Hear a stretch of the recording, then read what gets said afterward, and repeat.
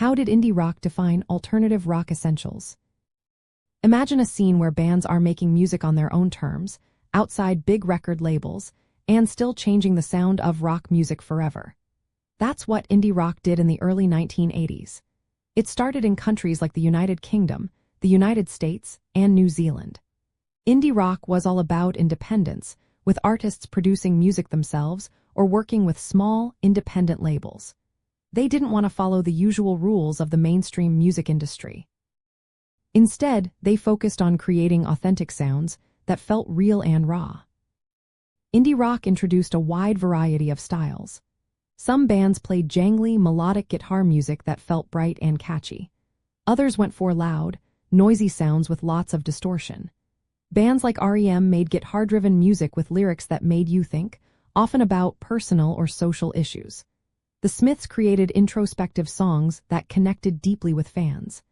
The Pixies brought in sudden loud shifts and noise that influenced many other bands. Indie musicians experimented with different guitar tunings, song structures, and emotional expression. These experiments laid the groundwork for subgenres like emo and screamo, which focus even more on intense feelings and personal struggles. In the 1990s, the Seattle grunge scene grew out of the indie scene. Bands like Nirvana started on small labels but became huge stars. Their success blurred the lines between indie and alternative rock. This shift made alternative rock a broader genre that included many different sounds inspired by indie rock's values. The key features of indie rock that became core to alternative rock include a focus on artistic independence, meaning artists kept control over their music. They loved experimenting with different sounds and genres, blending punk, folk, noise, and psychedelia. Lyrics often explored personal feelings or social issues, not just pop themes. The production style was often lo-fi or less polished, giving the music a sense of honesty and immediacy.